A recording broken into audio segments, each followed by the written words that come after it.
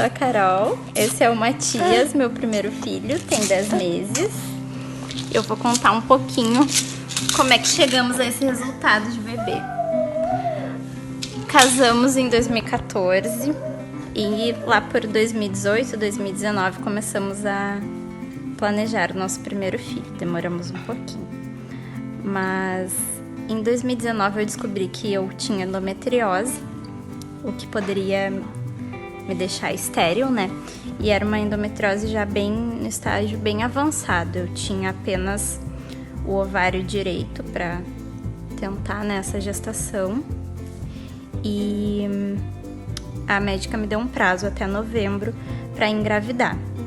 Senão teria que interromper, né, as ovulações para fazer novos tratamentos. Eu lembro que quando eu tava naquele consultório, chorando, né, na frente da médica, porque sempre foi um sonho ter muitos filhos para a glória de Deus.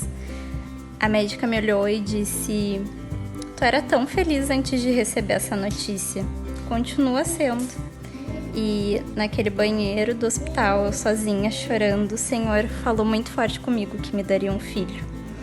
Isso foi em maio. Em setembro, eu engravidei do Matias. Ficamos sabendo em outubro, né? E tá aqui a minha bênção. Jesus é poderoso.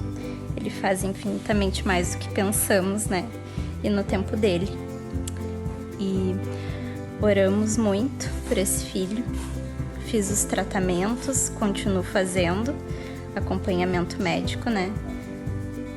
E o Senhor há de mandar os outros filhos. Mas essa foi a minha experiência pré-gestação. O ano passado, em junho do ano passado, eu, o meu esposo e as minhas duas filhas, o meu pai e a minha mãe, nós pegamos o Covid. E o meu pai ficou bem doente, assim, de todos o que passou mais mal foi ele. E na época, bem naquela época ali, naqueles dias, eu fui chamada para uma consulta com... Era para ser um especialista de hematologista, mas na verdade ele não era, fiquei sabendo depois. Mas enfim, eu fui, fiz os exames e meus exames estavam muito bom. Eu tenho um defeito na fábrica de sangue que se chama broncoplaquetopenia, ou seja, eu não produzo plaquetas. Plaquetas é o que serve para coagulação do sangue. Então eu não produzo, o que eu tenho é o que eu tenho e ele é muito pouco. E quando eu fico grávida ele diminui bastante. Dependendo do medicamento, produto de limpeza, coisa assim, ele diminui. E na época eu fiquei doente, depois eu fiz os exames e eu estava muito bem. Nunca tive tão bem. Infelizmente no dia 5 de julho o Senhor recolheu meu pai, eu perdi meu pai. E isso me abalou bastante. E sem saber de nada, sem programar nada, uns dias depois que meu pai tinha falecido, eu descobri que eu estava grávida. Um mês e pouco depois eu descobri que eu estava grávida.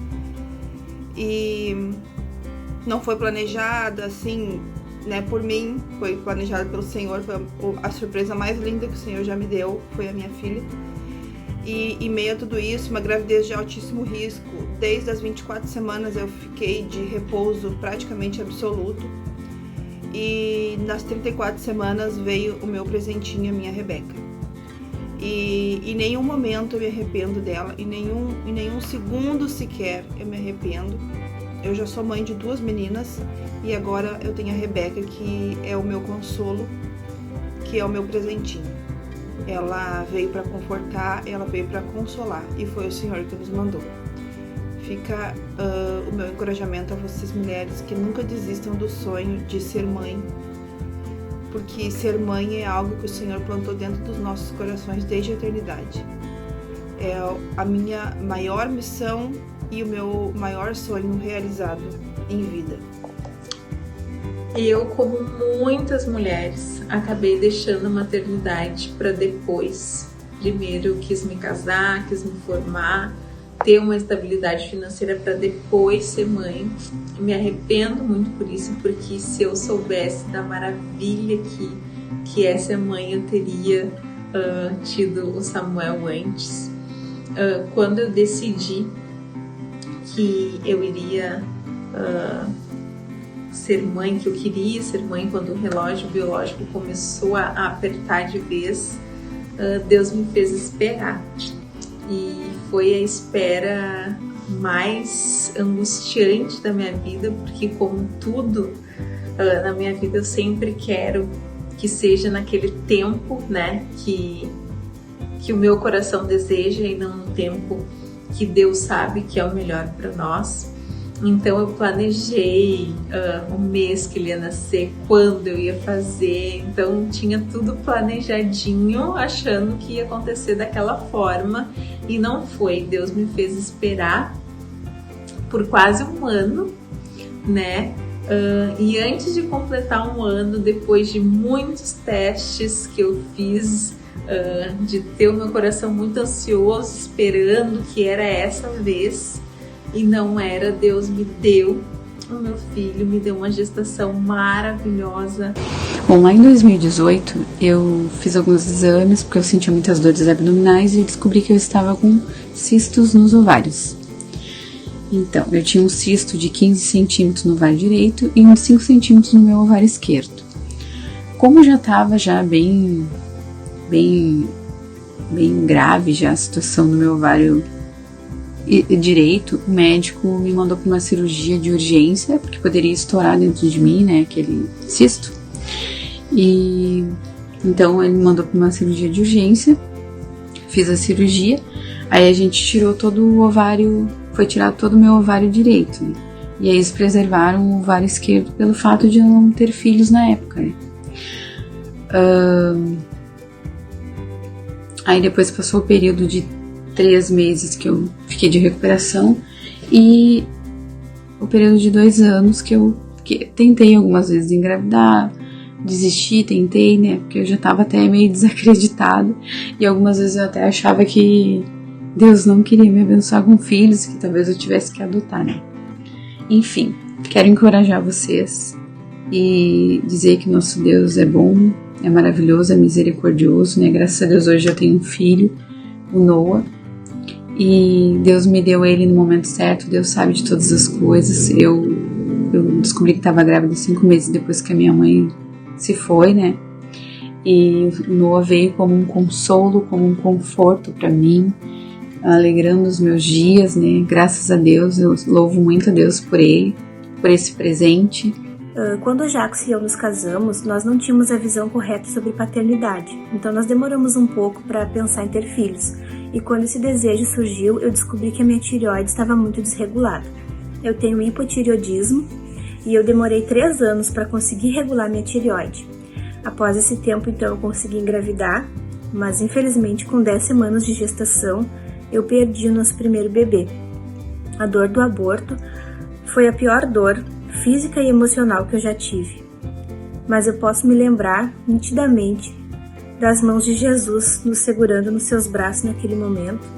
E eu me lembro de momentos bem dolorosos, Jesus sendo bom e cuidando de nós nos mínimos detalhes.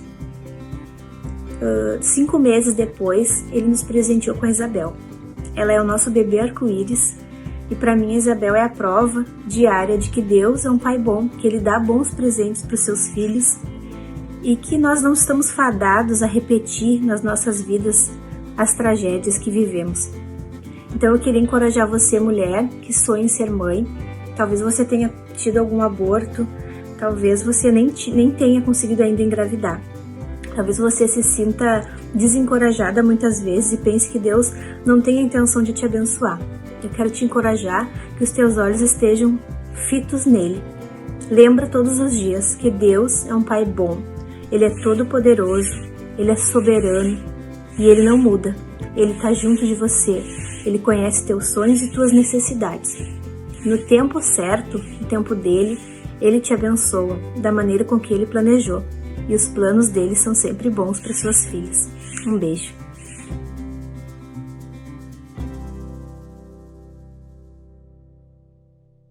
Bom dia, meus irmãos, como é que vocês estão? Estão bem? Gostaria de dar aqui, me juntar ao pastor Daniel e dar um feliz Dia das Mães a todos aqui, a todas as mães. E se fosse no colégio, como é que seria? Cadê o Felipe? Felipe não está aqui? No colégio, como é que é, né, Felipe? Dia das Mães, o dia depois, né? Dia da Mulher, é mortal, né? Quinta série, então, os rapazes todos se cumprimentando. Feliz Dia das Mães. É assim, né, Halisson? Mulheres, enquanto a gente pode falar, né, nesse país, mulheres, que está cada vez mais difícil, hoje em dia aí está um discursinho bobo, tem que falar pessoas com útero. Vocês inventam cada moda, né? Então, aqui na Vintage a gente é da antiga, né? A gente é vintage. Mulheres, Deus abençoe vocês. As que já são mães, as que ainda não são, mas serão, para a glória do nome do Senhor. Quero perguntar aqui, quem já ganhou o seu presente de Dia das Mães aí? Levanta a mão, vamos lá. Simone, gostou do teu presente? Gostou? A gente estava ali, a Viviane, o pessoal correndo. E aí, Catito? Gostou? Foi benção? Quem mais ganhou aí, pessoal? Quem mais ganhou? Gostou do teu presente, Emily? Gostou? Minha esposa falando que ganhou lá. Mais alguém? Gostou do presente? Gostou? Olha aí.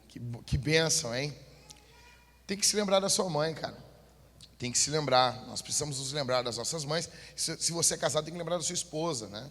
Então tem que se lembrar. Falei para os homens aqui, falei no Homens Fortes.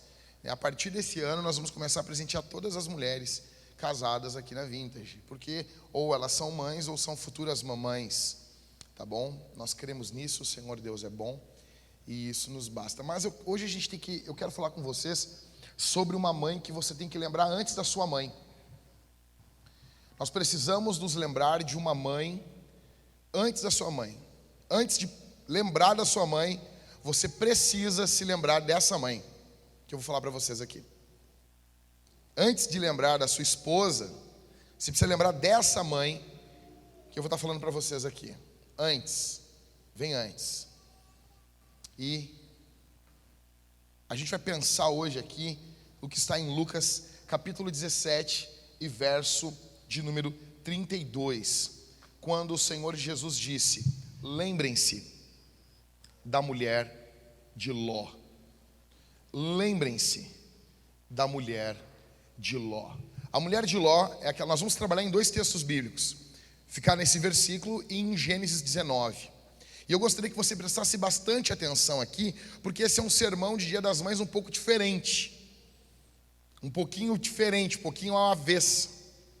Você lembrou, talvez você já preparou a comida para sua mãe comer, preparou um local para sair, para levar ela, ou na sua casa, ou você comprou uma lembrancinha, um presente, ou fez um cartão à mão, porque não é o dinheiro, não é o pila que você deposita. Às vezes a gente está muito viciado nisso. Tem gente que diz: não vou dar nada para minha esposa, não vou dar nada, ela é mãe dos meus filhos, mas não vou dar nada porque eu não tenho dinheiro. Esse cara não tem um pedaço de papel na tua casa e uma caneta para escrever uma carta para ela. Então não é o dinheiro. Não é o dinheiro. Definitivamente não é o dinheiro. E se a tua mulher é uma mulher de Deus, ela não está preocupada aí apenas com bens materiais. Mas presta atenção. Você lembrou da sua mãe, você lembrou da sua esposa, só que aqui o Senhor Jesus nos fala para lembrarmos de uma mãe, a mulher de Ló. E esse aqui é um assunto seríssimo. Você se lembra, a mulher de Ló é aquela que estava saindo de Sodoma e Gomorra junto com Ló, com as suas 2 filhas. Ela olha para trás e ela é feita em uma estátua de sal. E esse é um assunto sério por 5 razões mínimas, no mínimo, né? Em primeiro, a pessoa que Jesus cita aqui. Jesus não está citando Abraão, Jesus não está citando Isaac, Jacó, Jesus não está citando Sara. Jesus está citando alguém que se perdeu eternamente. Jesus está citando uma mulher que se perdeu eternamente, que foi ao inferno. Isso é sério. Em segundo lugar, o assunto sobre o qual Jesus está falando aqui. Em Lucas capítulo 17, ele está falando sobre a sua segunda vinda. E esse assunto, ele é extremamente desprezado hoje nas igrejas. Gostamos muito de saber sobre relacionamentos. Ontem foi muito engraçado. Ontem ou antes de ontem, um rapaz mandou mensagem para mim. E ele dizendo assim: pastor, eu vi que o senhor entende de relacionamentos. Eu me senti o Will Smith no hit Conselheiro Amoroso. Aí eu vi ali que o senhor entende. E eu gostaria de saber se o senhor pode me ajudar. Se o senhor tem como me ajudar. Eu estou com um problema de relacionamento. Primeira pergunta: está congregando aonde, meu filho? Aí ele: não estou congregando em lugar nenhum. Posso te ajudar. Tu tem um problema de relacionamento com Jesus. Tu está indo ao inferno. Tu abandonou a cruz de Cristo. Tu abandonou o Senhor. Jesus veio, viveu, morreu, ressuscitou ao terceiro dia. Depois ele andou com os discípulos, subiu ao céu, enviou o seu Santo Espírito, inaugura a igreja. E tu ignora tudo isso. E tu quer falar por causa de uma namorada para mim? É sério mesmo? Não, mas veja bem. Não, não quero saber, nada é mais importante do que isso. E ele dizia problemas do namoro dele. E ele dizia: mas aconteceu isso. Não, mas isso não é mais importante. E ele dizia: mas aconteceu isso. Mas não é mais importante. Mas aconteceu aquilo outro. Mas ela engravidou, pastor. Mas isso não é mais importante. Mas ela perdeu o nosso bebê, o pai dela não deixa eu ver ela. Mas isso não é mais importante. Nada é mais importante do que o teu relacionamento com Jesus. E tudo isso está ocorrendo. Deixa eu dizer uma coisa para vocês. Nós temos um grande problema. Nós queremos arrumar o nosso relacionamento horizontal sem arrumarmos primeiro o nosso relacionamento vertical. O problema de todas as crises horizontais que temos uns com os outros se dá porque temos uma crise com o Senhor desde Gênesis 3. Jesus está falando sobre a sua segunda vinda. As pessoas hoje não falam mais sobre isso na igreja. Jesus vai voltar. Esse é um assunto que sumiu dos púlpitos. Sumiu. Eu não sei vocês, mas eu me lembro, anos 90, se falava muito sobre a volta de Jesus. Eu não estou dizendo que a igreja dos anos 90 é o modelo. Não estou dizendo isso. Lá nos anos 90, os irmãos já estavam reclamando. A igreja, desde a sua inauguração, desde as páginas do Novo Testamento, ela tem problemas. Só que hoje não se fala mais sobre a volta de Jesus. E quando Jesus diz, lembrem-se da mulher de Ló, ele está falando disso. Em terceiro lugar, esse é um assunto sério, porque quem proferiu ele foi Jesus. Espera aí, se Jesus está mandando você se lembrar de algo ou alguém, você tem que fazer isso. Você precisa fazer isso. Lembrem-se da mulher de Ló. Quem está falando é Jesus. Quem está falando não é o seu Zé da feira. Quem está falando aqui não é o Jack, não é o Dani, não é o Maicon, não é o Ever. É Jesus. E se ele diz para você se lembrar, é porque você precisa fazer isso. Em quarto, esse é um assunto sério por causa do endereço para qual ele foi falado, as pessoas para quem Jesus falou. Se você ler, voltar alguns versículos em Lucas 17, Jesus está falando com os fariseus, aí de um dado momento ele muda e agora está falando com os apóstolos, com os discípulos. Ou seja, esse lembrete não é para o mundo, esse lembrete aqui é para o povo de Deus.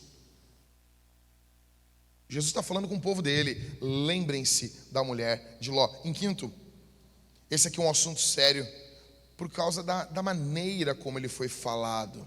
Se Jesus manda nós nos lembrarmos, é porque corremos o risco de esquecer. É porque nos esquecemos.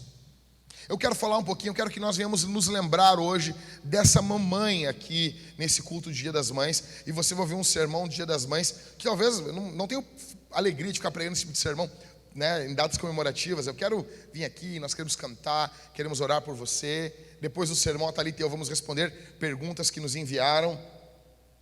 Mas eu creio que é importante, às vezes, nessas datas, nós pararmos e pensarmos um pouco. Algumas coisas para nós pensarmos aqui sobre essa mulher. Em primeiro lugar, essa mulher, ela é uma mãe que tinha muitos privilégios. Gênesis capítulo 19, do verso 15 ao 17. Ao amanhecer, os anjos apressaram Ló dizendo: levante-se, pegue a sua mulher e as suas 2 filhas, que aqui se encontram, e saia daqui, para que você não morra quando a cidade for castigada. Verso 16. Como porém ele se demorasse, aqueles homens o pegaram pela mão, a ele, a sua mulher e as 2 filhas, sendo-lhe o Senhor misericordioso, e o tiraram e o puseram fora da cidade. Havendo-os levado para fora, um deles disse: corra para sair daqui com vida, não olhe para trás, nem para toda a campina, fuja para o monte, para que você não morra. Olha aqui, o que está acontecendo aqui? Se você voltar em Gênesis 18, você vai ver 3, entre aspas, anjos chegando até Abraão e anunciando a destruição de Sodoma e Gomorra. Eram 2 cidades que ficavam coladas juntas. Eram cidades ímpias. Haviam pecados de ordem sexual e haviam também pecados de ordem social nessa cidade. Então, sempre nós temos 2 grupos quando analisam Sodoma e Gomorra. É muito interessante isso na igreja. Nós temos um grupo, os mais conservadores, que eles analisam o pecado de homossexualidade nessa igreja, nessa cidade. E isso é fato. Havia o pecado de homossexualidade ali. Isso acontecia. O texto nos mostra que eles queriam ter relações com os homens. A Bíblia vai nos mostrando em Gênesis 19 que isso é seríssimo. Mas tem gente que só fica nessa parte do texto. Tem outra galerinha, um pouquinho mais progressista, que pega o texto dos profetas, quando fala que Sodoma e Gomorra não cuidavam do pobre, não cuidavam do órfão, não cuidavam da viúva. Você encontra isso, se não me falha a memória, em Isaías. Aí eles dizem: viu, vocês falam só que é de ordem sexual. O problema deles era social. Pastor, e aí qual era o problema? Eram os 2. Eram os 2. Aqui a gente fica com a Bíblia toda, meu irmão. Eram os 2. Havia descuidado com o pobre. O pobre não era cuidado, não era amado, não era protegido. E havia pecado de ordem sexual e moral ali também. Isso é seríssimo. Falar isso nos dias de hoje, você corre o risco de ser cancelado, que se dane. Essa cidade, o pecado deles vai subindo, porque Deus é misericordioso. Deus demora às vistas do homem a julgar as coisas às vezes. E o pecado deles foi subindo até a presença do Senhor. Até um dado momento que Deus diz basta. Escute isso aqui. 2 anjos chegam para avisar Ló da destruição. Ele está ali com sua mulher e esses anjos, eles têm toda aquela trama, eles querem ficar na praça. Ló diz: venha para minha casa. Quando Ló mata um bicho, assa pão, está fazendo a comida, aqueles homens vêm ao redor da casa, querem ter relação com os anjos. As pessoas não entendem isso. Como assim ter relação com um anjo? Os anjos na Bíblia, eles sempre aparecem em forma humana. Só tem um lugar na Bíblia que anjo aparece com asa, em Isaías 6. Os anjos aparecem em forma humana. É por isso que o escritor aos Hebreus diz: cuidem da hospitalidade, porque muitos sem saber hospedaram anjos. Então nota, aqueles homens são ímpios, eles estão querendo. Aí tem aquela atitude nojenta de Ló, de querer dar as suas filhas, atitude asquerosa, apesar dessa pouca noção, porque eles não têm Bíblia, eles não têm pastor pregando para eles. O apóstolo Pedro vai dizer que Ló é um homem justo, na sua 2ª carta, no capítulo 2. Então nota que essa mulher, ela era casada com um homem justo, com seus limites, sim, mas um homem justo. Ela tem um privilégio, ela é sobrinha do pai da fé, ela é sobrinha de Abraão. Nota os privilégios dessa mulher. Ela provavelmente viu Abraão sacrificando. sacrifícios ao Senhor. Provavelmente essa mulher ela viu Ló, seu marido, orando, ela viu Abraão invocando o nome do Senhor, ela viu quando os anjos chegaram à sua casa. Provavelmente ela ouvia o tio do seu marido, o seu tio, falando dos seus encontros com o Senhor, porque eles ficavam juntos. Provavelmente ela ouviu muitas histórias do que Deus fez na vida de Abraão e na vida do seu esposo. Ela é casada com um homem justo. Só que esses privilégios não tiveram efeito nenhum na vida dela. Esses privilégios não têm nenhum efeito, não tem efeito algum na vida dela. Ela é uma ímpia disfarçada.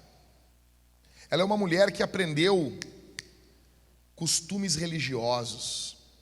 Ela é uma mulher que aprendeu a linguagem da religião. Ela é uma mulher que aprendeu o que falar na frente de um pastor.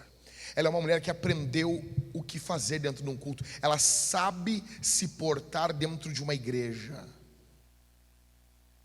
E eu conheço muita gente assim. Tem gente que nunca me vê, e quando me enxerga, eu conheço pregadores ímpios, quando o cara só fala de bobagem, quando me enxerga, quer falar sobre Calvino, quer falar sobre Spurgeon, quer falar sobre John Wesley, porque ele sabe, ele é um camaleão, aonde ele entra, ele sabe usar a linguagem. E essa mulher, ela era exatamente assim. Nota que ela tinha a atenção, ela era privilegiada por estar onde ela estava, porque, gente, olha aqui para mim. Vocês acham que tinha a primeira igreja vintagiana em Sodoma? Vocês acham que tinha a primeira igreja batista de Gomorra? Não havia igrejas. Gente, vocês têm noção, o mundo todo vivia em trevas, como diz Isaías. Aos que andavam na região das trevas brilhou a luz. O mundo estava em trevas, e o mundo todo em trevas, e essa mulher é sobrinha, velho, ela é sobrinha de Abraão. Ela é casada com o sobrinho de Abraão. Essa mulher é sobrinha de Sara, mulher essa que é exaltada pelo apóstolo Pedro na sua primeira epístola, no capítulo 3, quando ele compara, ele chama as crentes, as irmãs, de filhas de Sara. Você tem noção disso? Filhas de Sara no Brasil é um terreiro de macumba, né? Filhas de Sara. Na escritura é crente, é a mulher crente. Então, essa mulher, velho, ela tinha muito privilégio. E ela não tem só um privilégio terreno. Atenção aqui. Ela tem um privilégio celestial. Olha o que diz no verso 15. Os anjos sabem quem é essa mulher. Eles dizem assim: levante-se, pegue a sua mulher e as suas 2 filhas. Os anjos estão interessados em poupar a vida dela. Verso de número 16. Como, porém, ele se demorasse, Ló ficava demorando. Provavelmente a mulher falando no ouvido dele, dizendo: não é tanto assim. Para que esse radicalismo todo? É sério que vai... Assim, olha a grandeza de Sodoma e Gomorra. Tu acha que isso aqui vai ser destruído, homem? Tu é um homem influente, vai lá e fala com eles. A gente resolve isso. Para que tudo isso agora? Fala com os homens de Sodoma, eles vão parar um pouco de fazer as coisas que eles estão fazendo. E Ló demorando. Verso 16, aqueles homens o pegaram pela mão. Calvinismo na veia aqui, né? O pegaram pela mão, a ele, a sua mulher e as suas 2 filhas, sendo-lhe o Senhor misericordioso, e o tiraram e o puseram fora da cidade. Porque se Deus não salvar, o homem não consegue se salvar. Você encontra essa doutrina você encontra por toda a Bíblia. Quando Deus fecha a arca por fora e Deus mantém Noé lá dentro, é o Senhor que mantém o povo dele crente. E aqui é Deus que tem que fazer. Os anjos têm que tirar Ló de lá, porque se dependesse de Ló, ele continuaria lá. Essa mulher é privilegiada. Os anjos estão resgatando ela do meio da destruição. E eles dizem no verso 17: não olhem para trás. Ela é privilegiada igual muitos que estão aqui hoje. Muitos que estão aqui. Quantas mulheres aqui não pensam assim: ah, eu não consigo servir ao Senhor porque eu não tenho um marido crente, porque eu não tenho um marido piedoso. Se eu tivesse um marido crente, eu ia ser mais crente. Da onde isso? A gente está vendo isso aqui. Essa mulher tem um marido justo. E quem está falando que ele é justo não sou eu, é o apóstolo Pedro. O justo Ló. Você pode ter qualquer crítica no seu currículo e pecados no seu currículo que Ló tem. Ló não é um homem perfeito, porque na Bíblia ser justo e ser perfeito são coisas distintas. Só que quando tu tem no currículo um apóstolo dizendo, não, e não apóstolo desses do Paraguai, hoje do Brasil aí, apóstolo dizendo que tu é um homem justo, é porque tem algo de Deus na tua vida. E muitos aqui são iguais a ela. Quantos aqui não pensam, ah, mas o fulano tem como, olha a vida dele. Ah, ser crente que nem o fulano. Eu precisava de mais condições para servir ao Senhor. Eu precisava de ter mais coisas. Eu precisava de mais privilégios. Isso é mentira. Privilégio não salva ninguém. Lembra de Joabe, o homem de confiança de Davi, aquele mafioso do Antigo Testamento? Ele era um ímpio. Lembra de Geazi, o moço de Eliseu? Andava com Eliseu, viu as maravilhas e era um homem que cobiçava o dinheiro. Lembra de Demas? Cara, Demas, ninguém fala sobre ele, eu fico apavorado. Demas era um cara de confiança do apóstolo Paulo. Aos Gálatas, Paulo diz: Demas está aqui comigo. Só que em 2 Timóteo ele diz: Demas me abandonou, amando o presente século. Você entende isso? O cara enganou o apóstolo Paulo. Por alguns momentos Paulo olhava para ele e via conversão na vida dele. Calvino trata sobre isso nas Institutas, essa pseudo-conversão. Nota isso, cara. Você encontra isso em Joabe, você encontra isso na mulher de Ló, você encontra isso em Demas e você encontra isso em Judas. Judas ouviu os melhores sermões. Judas congregou na melhor igreja. Você tem noção disso?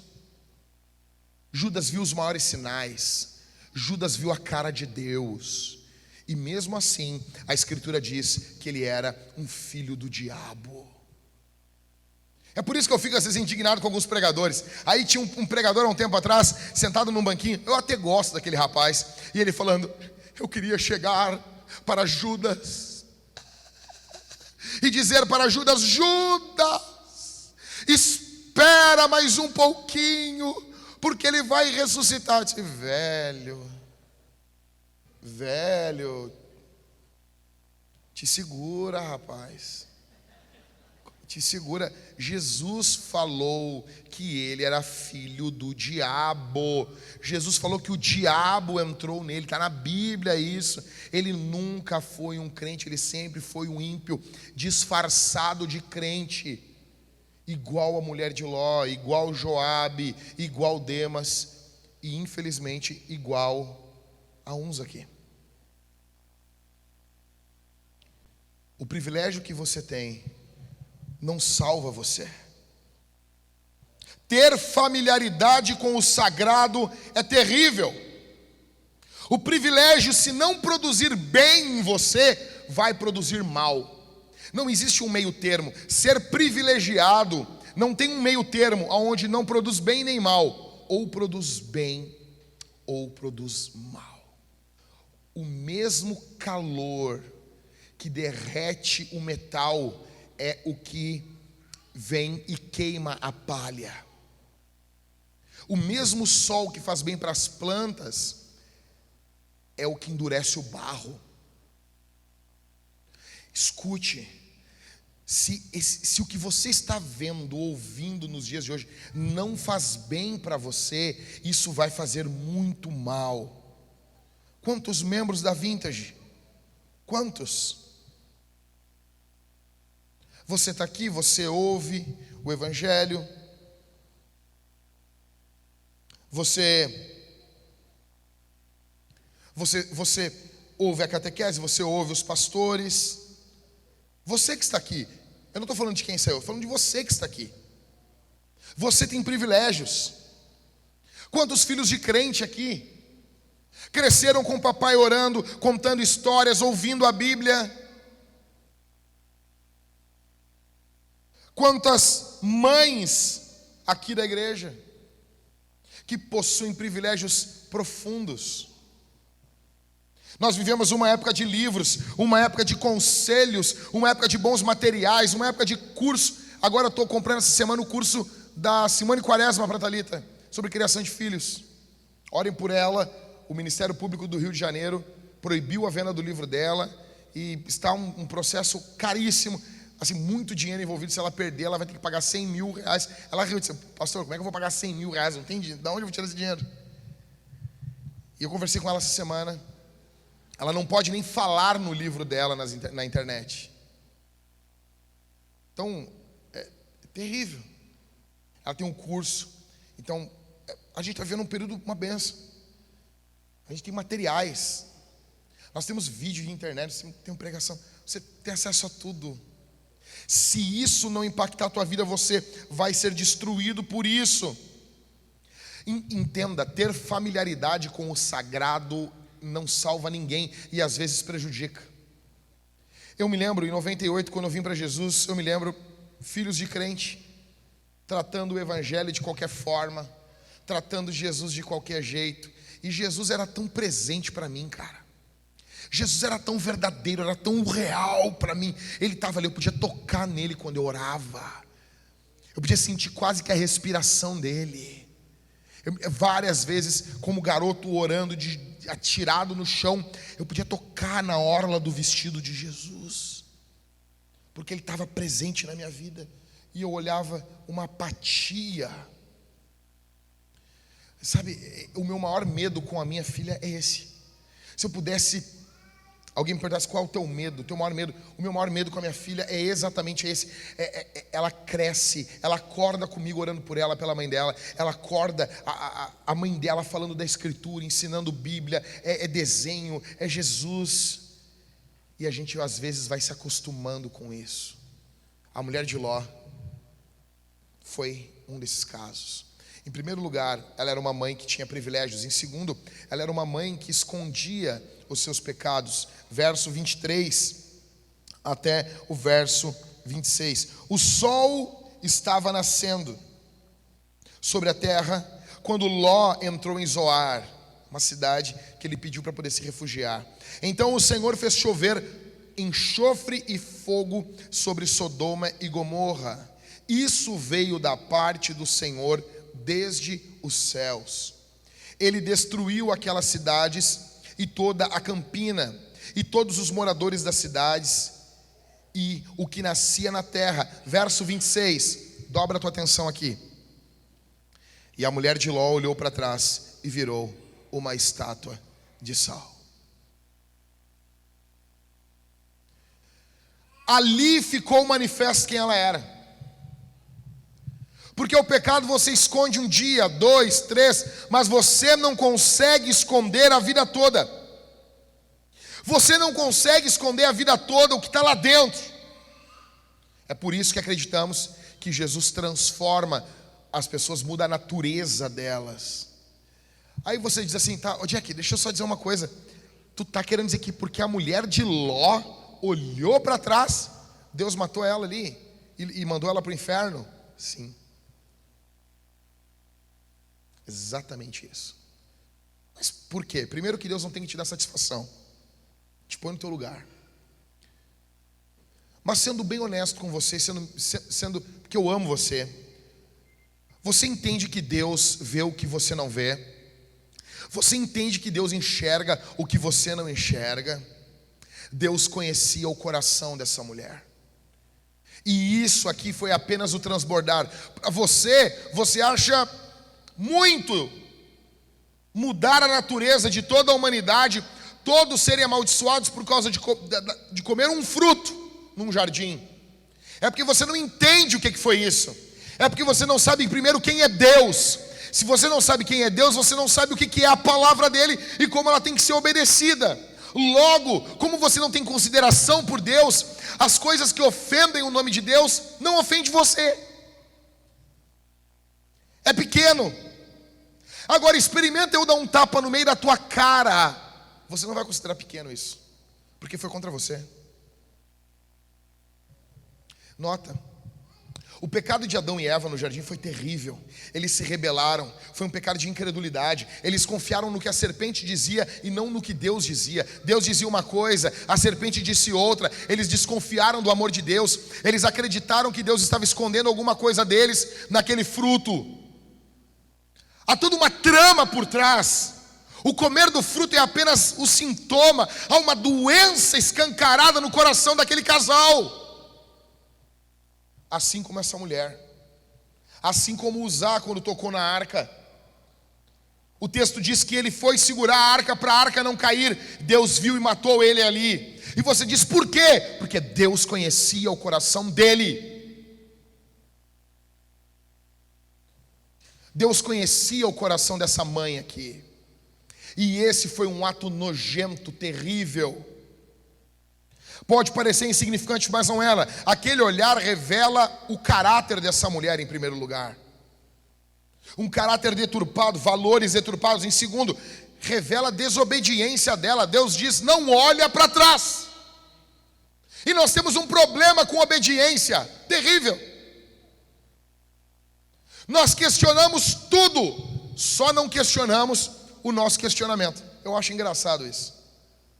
Nossa geração questiona tudo, mas não questiona o questionamento. Deus disse, não olha. Não olha, não olha. Não olha, não olha. Não olha não é. Nós somos a geração do quase pare. É ou não é? É ou não é? Nós somos a geração do quase pare. A placa diz pare. A gente para. Não, seja sincero, quem é motorista aqui? A gente quase para. A gente não para. A gente quase para o carro. Porque para nós pare não é pare. Para nós pare é quase pare.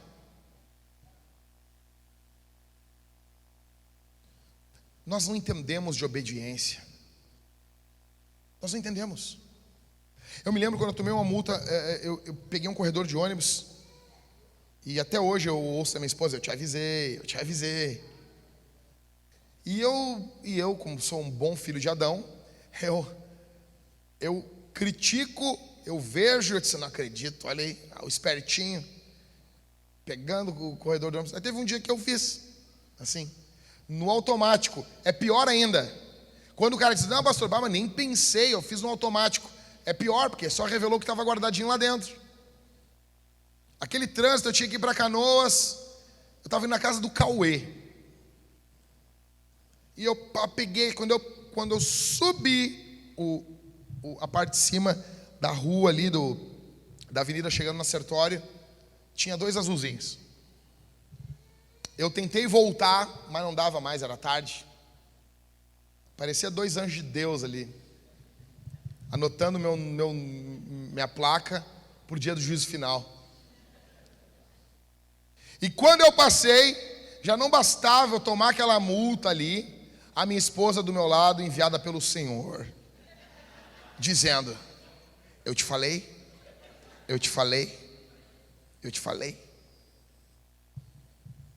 E eu queria voltar lá. Eu queria voltar. Não para pedir, apaga aí.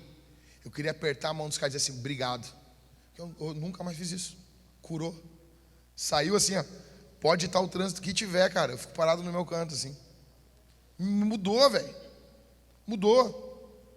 Então, entenda. É certo, é errado. Desobediência. Em terceiro, revela a incredulidade dela. Ela no fundo, ela não acreditava que Deus ia destruir a cidade. Ela não acreditava, não acredito que vai destruir. Ela era uma mãe incrédula, cara, entende? Ela é a sobrinha do pai na fé, e ela não tem fé. Porque fé não é algo que vem, o papai tem fé, a filhinha vai ter fé, a mamãe tem fé. Não, fé é uma obra do Senhor. Deus normalmente usa os pais, óbvio, é nosso papel, é nosso dever trabalhar nos nossos filhos. Isso revela, em quarto lugar, o amor dela pelo mundo. Essa olhada para trás revela a paixão dela por aquele estilo ali de vida. E deixa eu dizer uma coisa para você: quando a Bíblia fala amor ao mundo, tem várias formas de você interpretar isso. Quando a Bíblia diz em João 3,16, porque Deus amou o mundo de tal maneira que deu o seu Filho unigênito para que todo aquele que nele crê não pereça, mas tenha vida eterna. Esse mundo de João 3,16 é gente, é pessoa. Quando o mesmo apóstolo João diz lá na sua primeira epístola, não ameis o mundo nem o que no mundo há. Esse mundo lá é o sistema que rege a nossa cultura. É o estilo de vida, é o ar. Sabe, Porto Alegre tem um jeitão assim, como as coisas no Brasil tem o jeitinho brasileiro. Isso é mundo, isso é mundanismo. E ela amava o jeito de Sodoma e Gomorra, ela amava como as coisas eram, ela amava o mundo. E essa olhada para trás dela revela basicamente isso. Revela o amor dela pelo mundo. Em quinto, aquele olhar revela o coração. Entenda, o teu grande problema não são as tuas ações. O grande problema é o teu coração. Pastor, mas o que ela fazia de errado? Ela não é uma adúltera, ela não é uma assassina, ela não é uma ladra. Nota, ela não é nada disso. Ela é apenas uma falsa crente que ama o mundo. Minha irmã, você pode nunca ir ao motel para atrair o teu marido e mesmo assim você ir para o inferno. Meu irmão, você pode nunca ir para um local de prostituição e mesmo assim você ir ao inferno. São pessoas que começam bem, eles têm um início bom. Quantos jovens rapazes eu vi? Quantos jovens começaram comigo lá nos anos 90? Eu me lembro de um rapaz que andava, orava, a gente orava junto, a gente virava a noite orando, congregávamos na mesma igreja. Eu me lembro da roupa que ele usava, eu me lembro como ele pregava, eu me lembro como ele se postava. Até que veio uma mulher, uma viúva, ele se envolveu com ela e ele nunca mais foi o mesmo cara. E ele está afastado dos caminhos do Senhor até hoje. Quantos jovens eu encontro nas ruas que cantaram junto comigo no coral de jovens, que evangelizaram ao meu lado? Quantos casais fizeram projetos, votos lindos, casamentos chiques, tudo lindo, cerimônia, tudo lindo, tudo do bom e do melhor. Só que aquilo não era de verdade. Quantas mulheres jovens moças dentro das igrejas que diziam: eu quero servir o Senhor, eu quero ser missionária, eu amo Jesus, eu amo. Um relacionamento errado com um rapaz ímpio, e tudo isso vai por água abaixo. Quantos membros da Vintage, desde o início em 2013, quantas pessoas que chegaram aqui e disseram: não, eu quero dar minha vida pela obra de Deus, eu quero morrer nessa igreja, aqui é pregar a verdade, e estão todos alegres, sorridentes, e aquele clima de festa, eu detesto esse clima, aquele clima de uba-ha-ha. No primeiro confronto, você já vira inimigo, eles vão embora, saem falando mal, e é um inferno. Teve uma vez que o pastor Everton, o Rodrigo estava servindo no pastorado conosco. Nós fomos resolver um problema com 2 casais, na casa de um, depois na casa de outro. Um dos casais, cuidamos, amamos, nos doamos. Pessoas nos procuraram. A mulher vivia em depressão, uma depressão profunda. Quando eu entrei na casa deles para falar do evangelho, eu me lembro, parecia que eu estava entrando dentro do inferno. Então Jesus foi operando uma transformação na vida daquela mulher aos poucos, foi operando transformação, ela foi mudando, Jesus foi mudando a vida dela, e não apenas perdoando pecados, mas a vida dela começou a florescer, até que um dia ela foi confrontada em uma coisa, e eles foram embora. E eles foram embora. Deu 3, 4 meses, se separaram e seguem como ímpios. Outro casal congregava conosco, estavam com a gente. Nós estávamos cuidando, evangelizando, protegendo. Eu me lembro de um dia num aconselhamento na sala da casa deles, eu literalmente chorar. A mulher pegou conversas do marido com uma outra mulher. Ele estava desesperado, ele não queria perder a esposa dele, ele chorava, ele me ligou. Eu parei tudo que eu estava fazendo e fui. É por isso que hoje eu não faço isso, não é toda hora que eu faço isso.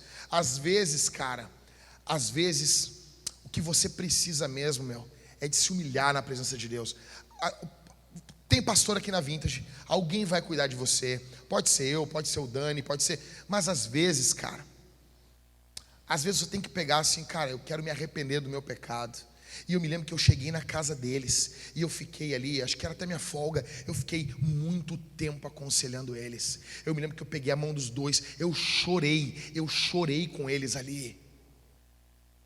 Mas começou a ter problemas na igreja porque nós pedíamos para o membro fazer um culto onde tem a leitura de 4 capítulos da Bíblia. 4 capítulos da Bíblia. É muito. 4 capítulos é muito, pastor. John Piper diz que em épocas de avivamento, os crentes, existe estudo sobre isso. Em épocas de avivamento, a média de leitura bíblica, ela fica em torno de 20 capítulos diários. E nós falávamos para ler 4 capítulos. E isso é pesado demais. Mas não é pesado ver o filme, não é pesado pegar açaí, não é pesado fazer um monte de coisa errada. E começou o problema, passou a ser igreja. Nota que o problema sempre passa a ser desviado para a igreja. Chegamos lá, o pastor Everton, o pastor Rodrigo e eu sentamos e aqueles dois abriram e começaram a falar, assim, destratar a igreja. O Rodrigo, que é um homem extremamente pacífico, disse para mim, quando nós estávamos saindo de lá, eu fiquei quieto o tempo todo. O Rodrigo disse assim: teve uma hora que eu pedi ao Senhor para me segurar, porque eu ia pular nele, de soco nele. Foi terrível, foi tenso. E eu me lembro, e eles cheios de razão, queriam ir embora. Eu me lembro que eu me levantei, eu disse: essa é a decisão de vocês. Eles disseram sim. Eu disse, em respeito, e eles mandando a gente embora. Pastores descartáveis. Eu me lembro como se fosse hoje, eu me segurando para não chorar, eu estava muito triste. Eu olhei e disse assim: em respeito ao meu pastorado por vocês esse tempo todo, vocês deixam eu fazer uma última oração? E eles, a contragosto: pode orar. Eu orei, eu pedi que o Senhor Deus tivesse misericórdia deles. Ao final da oração eu olhei para a mulher e disse assim: tu vai continuar congregando conosco? E ela olhou para mim cheia de razão: eu vou seguir o meu marido. Igual Safira seguindo Ananias. União em torno da destruição. União em torno do pecado. E eu me lembro, quando nós saímos de lá, começaram. Os dias que vieram foram dias terríveis. Começaram a nos difamar na internet. Eu uso uma hashtag, eu acredito na igreja. Eles começaram a fazer postagens: eu não acredito na tua igreja.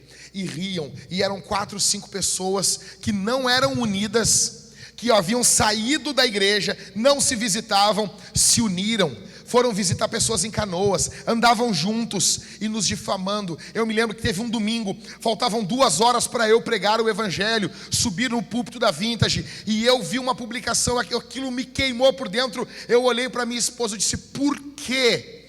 Por que eu estou passando isso? Isso é mentira o que esse pessoal está falando. E teve um dado momento que eu não aguentava mais. Eu queria muito entrar no meu carro, ir na frente da casa deles. Isso faltava uma hora para eu assumir o púlpito e pregar no culto. Eu queria encher, como disse Jó, a minha boca de argumentos e dizer: por que vocês estão fazendo isso conosco? Nós amamos vocês. E eu me lembro que a minha esposa botou a mão sobre mim e disse assim: homem, Deus te deu ombros largos para aguentar isso. Vai e prega. Prega. E eu me lembro que eu subi no púlpito aquele dia para pregar quebrado. 50 e poucos dias depois, essa mulher estava, eu não falo isso com alegria, eu falo com tristeza, porque nós avisamos. 50 e poucos dias depois ela liga para mim desesperada, chorando e dizendo: ele me enganou, ele me tirou do meu serviço, usou meu dinheiro da minha rescisão para pagar as contas dele. Como morávamos na casa da mãe dele, ele arrumou uma outra mulher e em menos de 2 meses ele me mandou embora.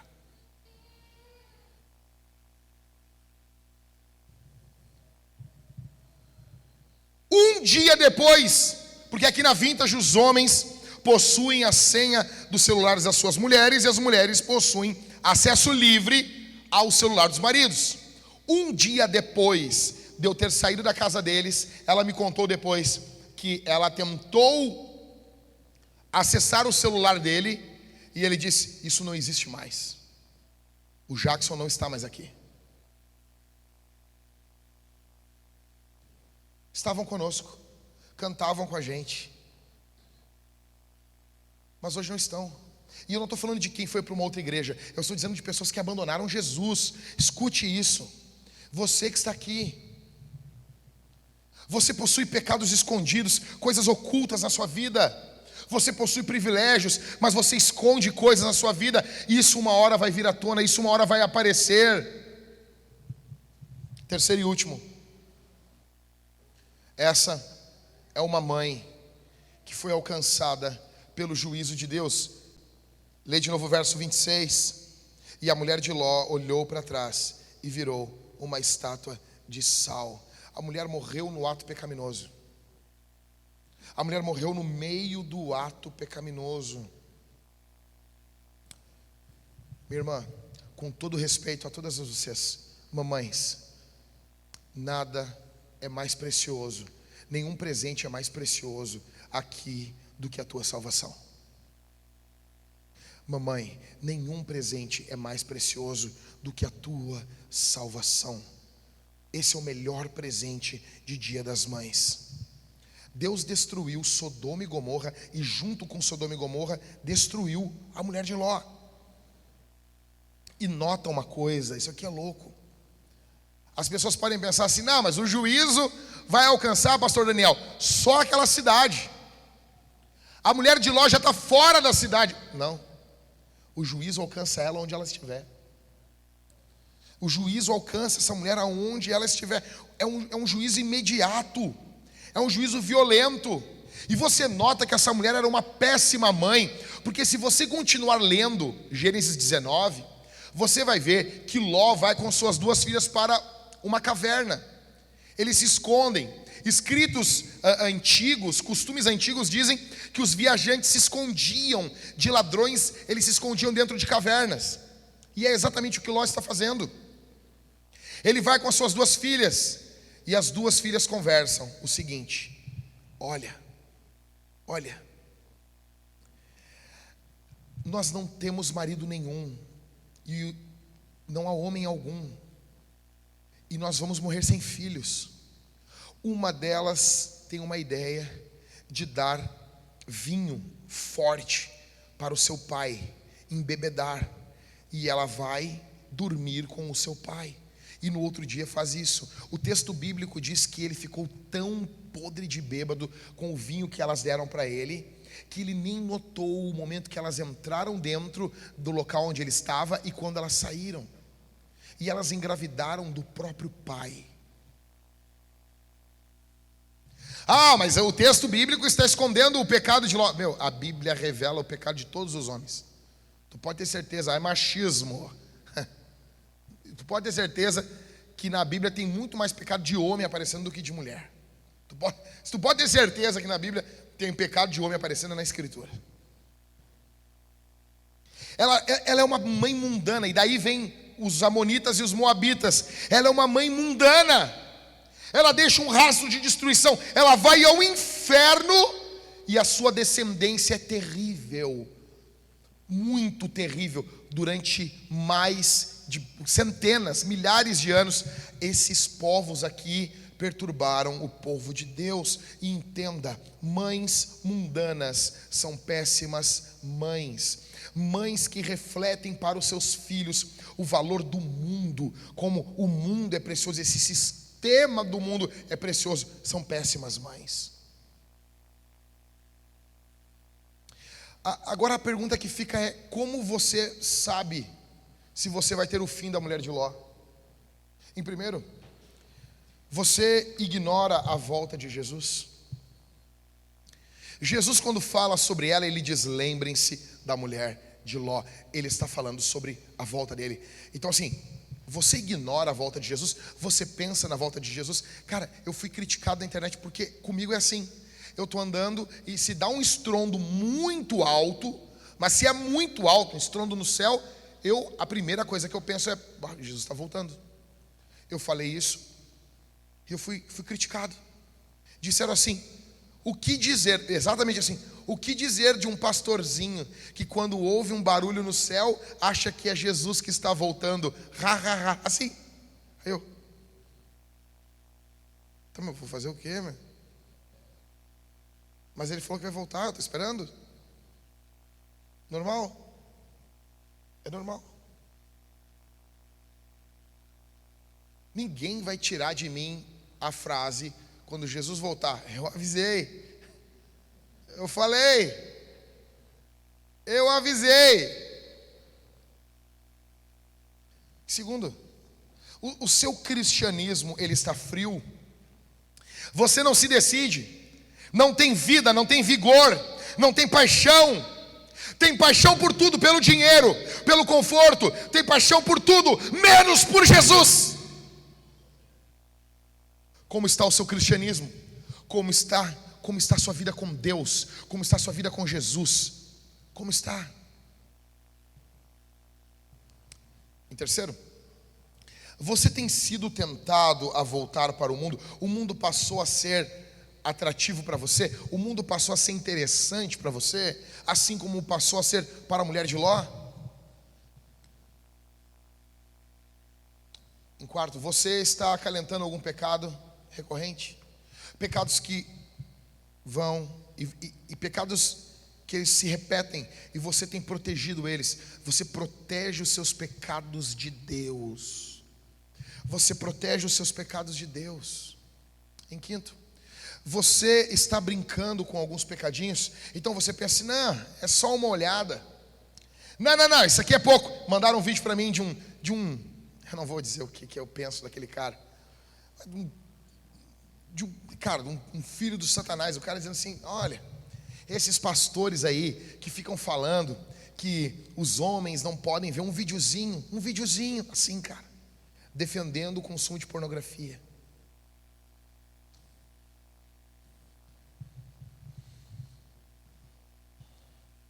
Nós estamos vivendo em meio a uma geração, as nossas igrejas estão lotadas de tarados e maníacos sexuais. Homens que entram nas nossas igrejas, aprenderam a linguagem religiosa, mas possuem a sua mente pervertida com uma gama inúmera de mulheres, das quais eles se alimentam com o acesso à pornografia. Eles não conseguem mais olhar para uma mulher de Deus sem despir ela mentalmente. São nojentos, são terríveis. E mulheres estão entrando nessa onda. Mulheres estão indo, seguindo os passos desses homens. Assuntos torpes, assuntos nojentos. Vão brincando com o pecado. Em sexto, você está descansando nos seus privilégios religiosos? Você descansa? Você, pastor, congrego na Vintage. Grande porcaria. Grande porcaria. Você pode ter nascido na igreja. Você pode ter sido apresentado, dedicado na igreja. Você pode ter sido criado na igreja. Você pode ter sido batizado na igreja, você pode ter vivido a sua juventude na igreja, você pode ter se casado na igreja. Depois que você cresce, você pode ter servido na igreja, você pode ter pregado, cantado na igreja, você pode ter feito 1 milhão de coisas na igreja. Depois que você morreu, fizeram teu culto fúnebre na igreja, e você pode abrir os teus olhos após a morte e estar no inferno, porque o que define não é se você está apenas na igreja, mas é se você está em Jesus. Sétimo, você está confiando no seu conhecimento bíblico. É óbvio que a mulher de Ló tinha mais conhecimento do que os outros. E quantos conhecem? Quantos conhecem? Quando a gente fala inferno, eles dizem assim: perdoe o Jack, perdoe. Ai, é um pregador medieval. Ele é um pregador tão medieval, já fui chamado disso. Inferno não, inferno é uma palavra é uma palavra grega, que era um lixão, apenas um lixão. No Novo Testamento. Inferno, acredita em inferno com fogo. Ai, esses pregadores medievais. Engraçado que quando a Bíblia fala em tormento eterno, a palavra eterno ali é a mesma palavra que é usado para a vida eterna. É a mesma palavra grega. Se a gente vai falar de grego, vamos ser honestos. O mesmo eterno para tormento é o eterno para a vida. Mas daí quando é vida eterna, não é de verdade. Ô Lucas, vida eterna é igualzinho o jeito que Jesus falou. Tormento eterno. Não, daí não é bem assim. Daí é diferente. Daí muda. Oitavo, você professa uma coisa, mas vive outra coisa. Você tem uma forma de falar, você pegou a linguagem religiosa, você entendeu, mas você sabe que você não mudou. Não tem mudança substancial na tua vida, não tem transformação, não tem choro, não tem lágrimas, não tem paixão por Jesus. Você não ama a Bíblia, você não ama Jesus. Só é melhor estar aqui do que estar em outro lugar. Ah, pastor, mas que dia das mães, hein? O senhor pregar um negócio desse. Se você está pensando isso, você é como uma mulher de Ló. Fica tranquilo. No dia das mães que vem, eu vou pregar uma coisinha mais soft. Fica tranquilo. Eu tenho vontade disso, eu gosto disso. Em nono, você constantemente pensa que poderá se arrepender em um leito de morte? Essa aqui é clássica, né? Não, a gente vai, quando chegar a morte eu me arrependo. Como assim? E se tomar um tiro? Um tiro, pum, tomou um tiro na cabeça.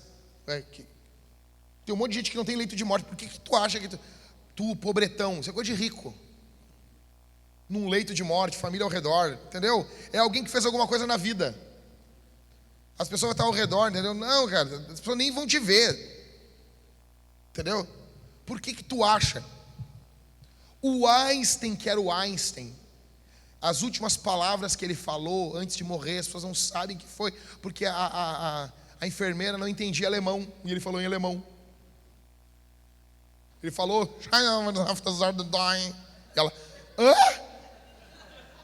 Talk me. Einstein? Por que tu acha que tu vai ter leito de morte? Essa mulher não teve leito de morte. O juiz, ele vem violentamente. 10º, você apenas pertence a uma igreja evangélica? Eu sou membro. Tem um monte de gente com carteirinha de membro no inferno hoje. Ok, indo para o finalzinho. Tá, mas então assim, pastor, o que a mulher de Ló deveria ter feito? O que ela deveria ter feito? Em primeiro lugar, ela deveria ter olhado firmemente para o autor e consumador da fé, Jesus, o qual, em troca da alegria que lhe estava proposta, suportou a cruz sem se importar com a vergonha e agora está sentado à direita do trono de Deus. Primeira coisa, alguém vai dizer aqui, pessoas novas na vintage não entendem como a gente fala sobre Jesus no Antigo Testamento. As pessoas vão dizer, tá, mas Jesus não tinha nascido. Primeiro, Jesus é Deus. Ela não saberia o nome de Jesus, mas a salvação no Antigo Testamento foi sempre pela fé. Hebreus 11, um capítulo antes aqui, vai falar de tudo que os heróis da fé do Antigo Testamento fizeram. A salvação era pela fé. A diferença é que eles olhavam para o futuro e eles sabiam que Deus faria alguma coisa. Como disse Abraão, o Senhor proverá para si o cordeiro. Eles sabiam que Deus os salvaria, que Deus faria algo no futuro e os salvaria. A fé deles era direcionada ao futuro. A nossa fé é direcionada ao passado. Nós temos uma posição privilegiada da história, mas os nossos pais, os nossos irmãos do Antigo Testamento, eles olhavam a manifestação de Deus no Antigo Testamento e aquilo comunicava fé para o coração deles. Eles olhavam aquela rocha sendo ferida no deserto e o Espírito testemunhava dentro do coração deles: Jesus. Eles não sabiam o nome, eles não sabiam detalhes da história, mas eles tinham o testemunho interno do Espírito. Eles olhavam aquela nuvem guiando eles durante o dia, a coluna de fogo guiando durante a noite, e o Espírito testemunhava dentro deles: Jesus. A Bíblia diz que Abraão foi justificado pela fé. Ele esperava em Deus, ele confiava em Deus, a confiança dele estava em Cristo. Essa mulher, ela deveria ter olhado para o Senhor. Ela deveria ter olhado, ela olhou para trás, ela olhou para o mundo, o coração dela estava no mundo, o coração dela deveria estar no Senhor. Em segundo, ela deveria ter dito: Senhor, para quem iremos? O Senhor tem as palavras de vida eterna, como o apóstolo Pedro disse. Quando foi colocado para ela, ela deveria muito ter entendido isso. Deveria ter ficado claro no coração dela que não importa onde ela estivesse, ela tinha que estar com o Senhor. Mas não. Em terceiro, ela deveria ter gritado, como pregou o pastor Everton semana passada: Jesus, filho de Davi, tem compaixão de mim. Ela deveria ter dito para aqueles anjos: eu não consigo sair daqui, eu tenho um amor por esse lugar, eu preciso de ajuda. Mas não, ela escondeu. Em último, ela deveria ter orado: ajude-me na minha falta de fé. Jesus chega e tem o filho de um homem, ele está doente, ele está possesso de demônios. Jesus fala sobre fé. Aquele homem diz: Senhor, ajuda-me na minha falta de fé. Entenda isso, meu irmão. Entenda isso, que se você crê pouco, se você tem uma fé pequena, você lança essa fé aos pés do Senhor e diz: Senhor, eu creio pouco, eu quero crer mais. No final, a grande diferença entre os que se perdem e os que se salvam é Jesus. No final, a grande diferença é Jesus. Eu quero dizer para você, meu irmão, se você vier a Jesus hoje, se você buscar o Senhor hoje, Ele recebe você, Ele perdoa você, Ele abre os braços para você, Ele aperta, Ele agarra você e ninguém solta, ninguém arranca você da mão dEle. O Senhor Jesus fala isso: ninguém tira as minhas ovelhas da minha mão. Vá a Jesus, recorra a Jesus, busque a Jesus. O Senhor Jesus é misericordioso para que você não termine como essa mulher, para que você não termine como essa mãe. Ele deveria ter olhado, ela deveria ter olhado para o Senhor. Olhe para o Senhor, olhe para o Senhor. O mundo quer atrair você. Resista. Ela deveria ter dito: Senhor, para onde nós iremos? Diga isso para o Senhor hoje: Senhor, para onde eu vou? Grite como aquele cego: Filho de Davi, tem compaixão de mim. As pessoas dizem: você não tem que se preocupar com você, isso é egoísmo, isso é mentira. Existe uma preocupação que você tem que ter só com você, antes de ter com os outros. É como em um avião, você entra no avião e eles dizem: vai cair máscaras. Se despressurizar a cabine, vai cair máscaras. Você coloca primeiro em você e depois os outros. Você não coloca na criança, na mulher, em ninguém. Primeiro em você. Porque se você tiver com oxigênio, você pode ajudar o outro. Sem oxigênio você não ajuda. É por isso que o cego disse: tem compaixão de mim. Você não precisa ter vergonha de orar isso. Me ajuda, Jesus. O Senhor perdoa, o Senhor restaura, o Senhor transforma, o Senhor estende a mão. É tudo sobre Jesus. Se essa mulher tivesse, se ela tivesse pedido, se ela tivesse, mas ela não amava, ela não tinha prazer nenhum, ela era ímpia. Recorra a Jesus aqui. Recorra ao Senhor Jesus. Feche os seus olhos. Sentados mesmo. Minha esposa vai passar aqui, nós vamos responder umas perguntas, mas eu quero orar por você. Pai, eu oro nesse momento por cada irmão e cada irmã aqui.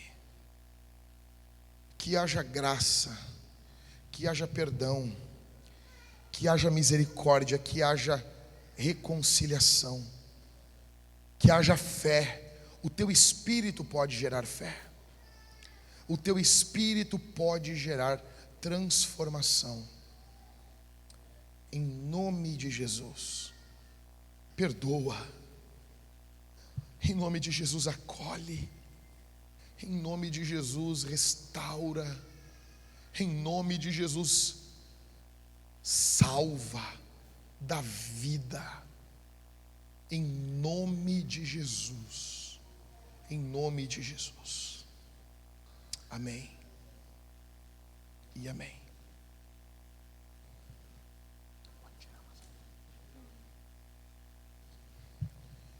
Irmãos, nós vamos responder algumas perguntas que mandaram para nós. Dia das Mães, prometo que seremos breve. Como é que está, meu amor? Tudo bem. Tá bem? Bom dia. Tô um pouco suado aqui. Vamos lá, Levi. Vamos trabalhar aí. Bom, primeiro, minha filha de 1 ano nos bate e chuta muito. Cris, tem como tirar o púlpito aqui para mim aqui, ou um dos guris aí? Minha filha de 1 ano, né? Já tá pro lado ali. Isso. Obrigadão aí. Uma água aí, vê se não cai água aí. Vamos lá. Minha filha de 1 ano nos bate e nos chuta muito. Às vezes não sei como agir. Pode começar, meu amor. Então, eu estou lendo o livro A Mãe do Lar. Indico a todas as mamães que leiam. E tem bem no início, no primeiro capítulo ou segundo, o escritor fala, alertando as mães e os pais, o seguinte: Deus nos deu um ser extremamente pequeno, com menos força do que nós, dependente dos nossos cuidados. Então, Ele nos deu total capacidade para darmos conta desse ser. Essa bebezinha, ela tem apenas 1 ano. Vocês têm mais força, vocês têm mais inteligência. Ela é totalmente dependente dos cuidados de vocês. Então, pode parecer duro falar, mas ela só faz isso porque ela tem permissão para fazer isso. Porque é impossível que um adulto não consiga conter uma criança de 1 ano. Quanto antes o filho começar a ser exortado, disciplinado, educado, mais fácil vai ser. Então, assim que a criança demonstra que ela começa a desafiar os pais intencionalmente, o pai, se os dois estiverem presentes, a principal tarefa é do pai. O pai começa, né? Mas se estiver só a mãe também tem autoridade para fazer isso. Vai levar essa criança para um lugar seguro. Pode ser o quarto dela, pode ser o quarto de vocês. Vai colocar essa criança no colo e não importa a idade que ela tenha. Se ela começou a desafiar, ela vai começar a entender progressivamente. Mas tu começa desde o início a explicar. Não pode bater no papai e na mamãe, porque é pecado. Papai e a mamãe cuidam da fulaninha. Papai está aqui para cuidar, papai está aqui para amar. Porque eu, vou dar o exemplo de ser mãe, tá? Eu ensinando a menina. Porque eu sou sua mãe, você tem que me respeitar, porque eu te amo, eu vou agora te disciplinar, porque não pode fazer isso. Tu vai virar a tua filha de bundinha e vai dar uma varadinha. Como é um bebê pequeno, obviamente, não faça isso de forma irada, não faça enquanto estiver irritada.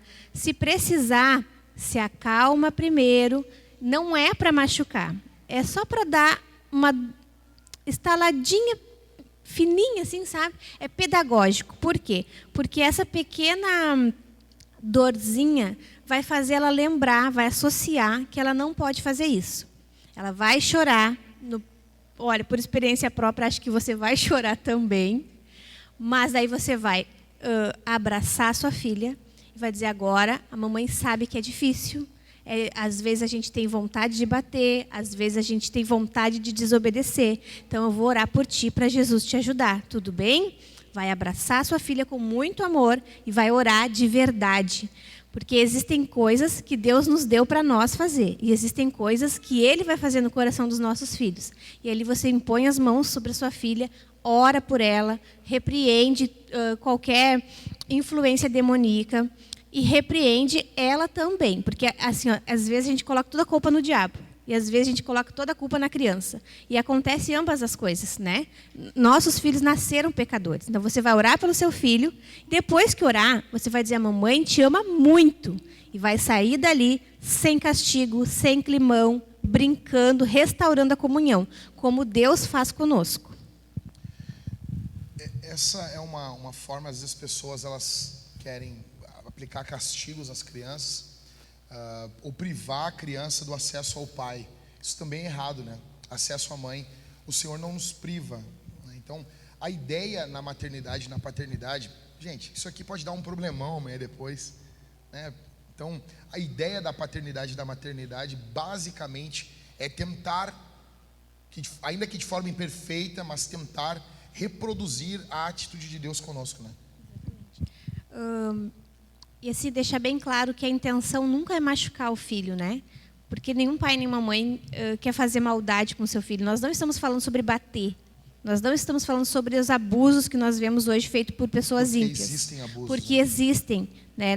Então, o meu conselho às vezes as mães ficam muito iradas e levam isso para o pessoal. Não é pessoal, não é porque seu filho não te ama, não é porque ele quer te provocar. Ele é um pequeno pecador.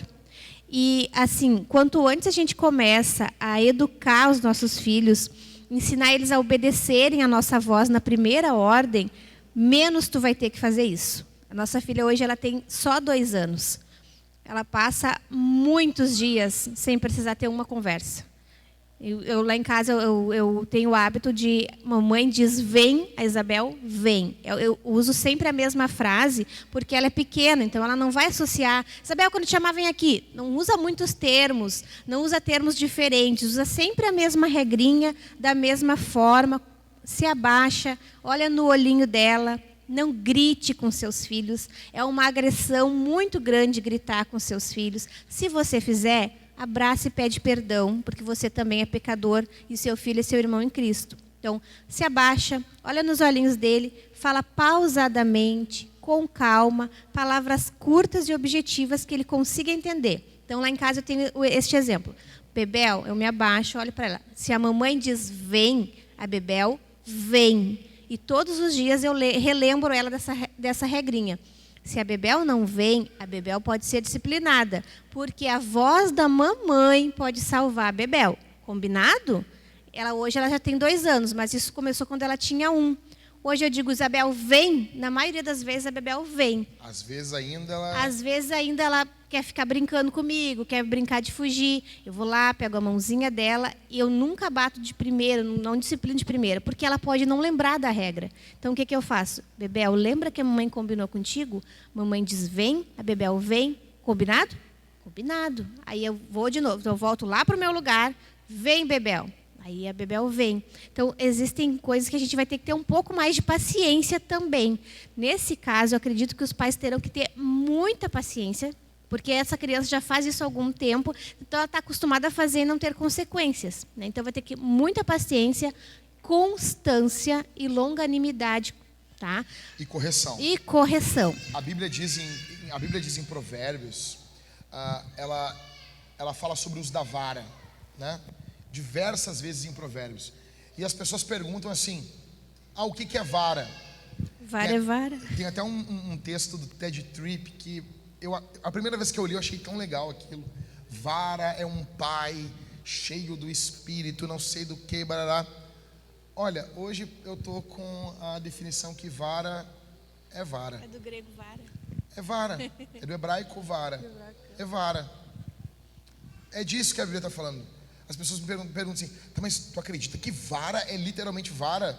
É o quê? É uma vara de ar? É uma vara. É literalmente vara. Próximo. Como o marido deve agir na chegada do baby e do puerpério da sua esposa? Então, tentar definir aqui para o pessoal o que é puerpério. Explica para eles, O irmão. puerpério é o período pós-parto das mulheres. Se não me engano, ele leva em torno de 45 dias, né? É comum, assim, quando a gente ganha o bebê, é comum que haja uma baixa muito grande e muito repentina na taxa de hormônios, tá? Então, é bem comum que as mulheres fiquem melancólicas nas primeiras 2 semanas. Às vezes dá um entardecer, dá uma melancolia, dá uma tristeza. Existem mulheres que ficam mais ansiosas, outras não. É um período que a mulher está mais sensível, porque ela está cuidando de um ser que é totalmente dependente. Ela está sensível tanto física quanto emocionalmente, tá? Aí, dentro do período do puerpério, existem mulheres que desenvolvem doenças mais graves. Um exemplo é a depressão pós-parto. Tem mulheres que têm até psicose pós-parto, né? Mas o puerpério é o período que todas as mulheres passam pós-parto. E é um período um pouco mais sensível. Muito, né? Nós passamos um período bem complicado, né? Eu tive depressão A Teta pós-parto. teve depressão pós-parto. A Cid morou conosco nesse período, ela se lembra. Acho que o Pedro morava com a gente também. O Pedro né? morava com a gente também. Então, eles se lembram, foi um período bem complicado, bem difícil. Então, atenção, sair o mínimo possível, ficar o máximo com a esposa. Tem que sair, ok, tenta colocar alguém, mas nada substitui a presença do marido. O cara trabalha fora, ficou aquele período ali, tenta não deixar a tua esposa sozinha. É um relato que eu achei que era só comigo, assim, de querer muito que o meu esposo estivesse perto. Mesmo que tivesse outra pessoa, eu sentia muita falta do Jackson. Só que daí, depois que passou, eu ouvi relatos de outras mulheres que têm essa mesma necessidade. Então, eu acredito que seja bem comum que a mulher sinta a maior necessidade de que o pai do bebê esteja perto, porque é natural, né? Vai transmitir mais segurança. Então, eu aconselharia os homens a serem mais observadores, porque já houve vezes que eu perguntei para o marido: como é que está a tua esposa? Está tudo bem. Daí eu fui falar com a esposa: como é que tu tá? Eu estou muito mal, eu não sei o que fazer. Gente, aquele marido não percebeu o quanto ela estava mal, e às vezes ela está tão mal que ela não sabe nem dizer o quanto está mal. Tá? Então, sejam mais observadores. Dentro da medida possível, eu sei que a maioria não consegue fazer home office, mas não deixar a esposa sozinha nesse período e checar, fazer a função pastoral, né? A função do marido. Todos os dias pergunta: como é que está o teu coração? O que tu está sentindo? Tu precisa de mim para alguma coisa? Tentar ser servo, né? E aí eu acredito que é fundamental que o esposo coloque as suas mãozinhas sobre a sua esposa e ore. E se precisar, nós que vivemos em igreja, não tenham vergonha de pedir ajuda. O Jackson fez uma escala de visitas lá em casa, porque eu não queria ficar sozinha de jeito nenhum. Eu desenvolvi uma fobia de ficar sozinha com a Isabel, que eu tinha medo de não saber cuidar dela. E o Jackson começou a pedir para as pessoas: hoje tu pode ir lá em casa nos visitar? E eu comecei a receber visitas todos os dias. Eu fiz uma escala e fez uma todos escala. os dias tinha pessoas diferentes na nossa casa. Exatamente. E não é porque ele é pastor. Qualquer irmão tem acesso a isso. Todo mundo tem um círculo de amigos que pode fazer isso. Então, peçam ajuda, peçam visitas. E a comunhão, para mim, foi saradora. Acredito que seja uma bênção para as mulheres. E fiquem atentos à esposa de vocês, se isso persistir, se isso for por muito tempo, converse, faça perguntas. Faça perguntas, como ela está se sentindo, se ela tem tido pensamentos. Atenção aqui, gente. A médica da Thalita tinha uma mulher, uma paciente dela, que ela queria muito ser mãe, muito, muito, muito. Ela pegou e engravidou, fez um tratamento, engravidou, e num momento de depressão pós-parto, ela no 12º, 13º andar, se abraçou na filha e pulou lá de cima. Isso é sério. Existem casos que, assim, até 2 semanas é normal uma certa melancolia, mas a mulher tem que sentir uma progressão, né? Uma melhora nisso. Então, se não existe uma melhora, ao contrário, começa a sentir cada vez mais tristeza, cada vez mais oprimida, aí é um caso que deve ser tratado com um médico e deve se tomar remédio antidepressivo. Cada obstetra vai ter, né, a melhor indicação para cada pessoa, mas é um caso assim sério, não deixem passar. O que aconteceu? Ela nos contou essa história porque eu não queria tomar antidepressivo, só que quando eu fui consultar com ela já fazia mais de 15 dias e eu só sentia piora, né? Cada vez mais tristeza. E então aí eu comecei a tomar, eu acho que demorou uns 2 meses. 2 meses para começar a sentir a melhora, assim. Então é um caso bem sério, não brinquem com isso. Próxima, vamos tentar ser mais rápido, vai. O que é fundamental na criação de uma criança? Bom, tem se falado muito nos nossos dias, hoje aí, sobre cuidarmos, estilos de criação, leitura. Nós vemos crianças quase que gênios na internet. Nós queremos que os nossos filhos sejam assim. Então, muito tem se falado sobre virtudes, desenvolver virtudes nas crianças. Isso tudo é bom. Isso tudo é bom. Tem muitos canais na internet falando sobre isso. Só que o que é fundamental, amor? O que é fundamental é ensinar o Evangelho. Né? Ensinar teu filho a amar Jesus, conhecer a Bíblia, orar com ele e por ele todos os dias. Nós ficamos preocupados com os bons modos, isso é importante. Não botar o cotovelo para cima da mesa, ok, né? Mas isso é importante, não é algo que não tem importância. Tem importância, mas o fundamental é o Evangelho, tá bom?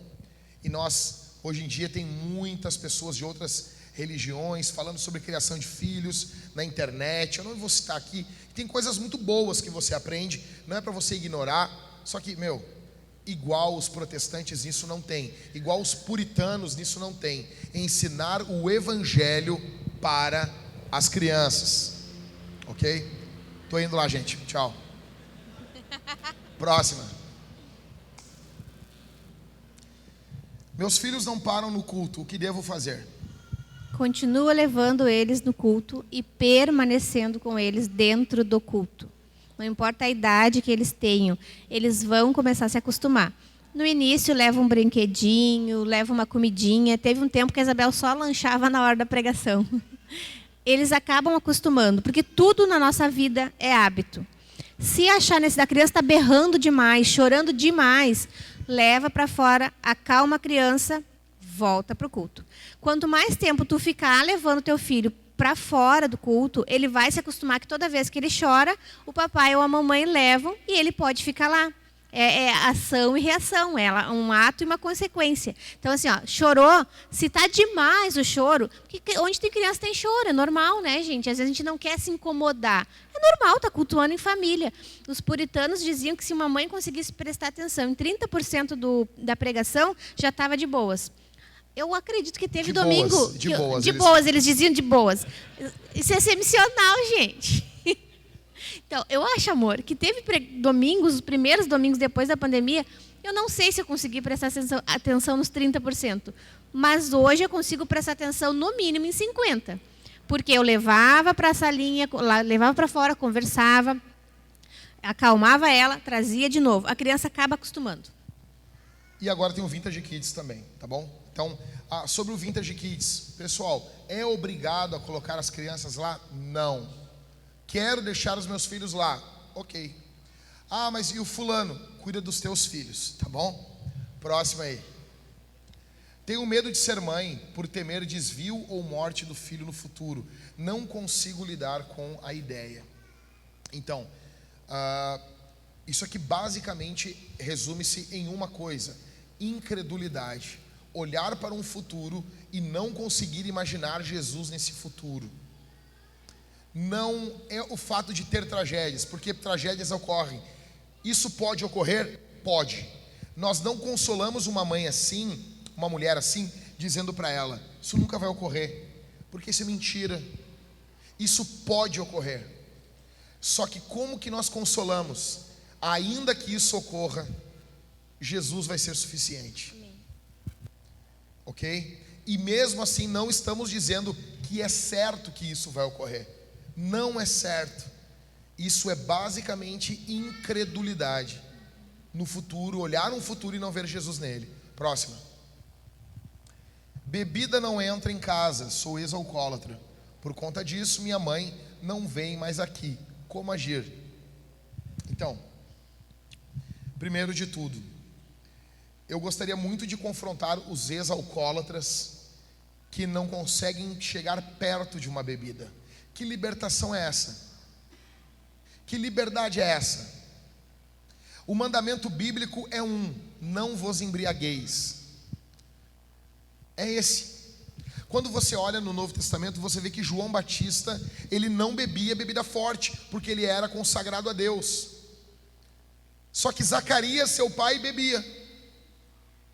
E eu fico imaginando eles comendo, Zacarias bebendo, João Batista não bebendo, e eles em comunhão um com o outro. Esse é o norte da comunhão cristã.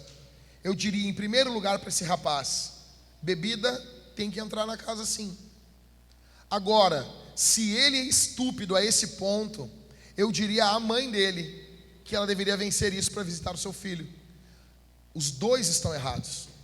A bebida está sendo um ídolo para os dois, né? Exatamente. Está sendo um fator de divisão para os dois.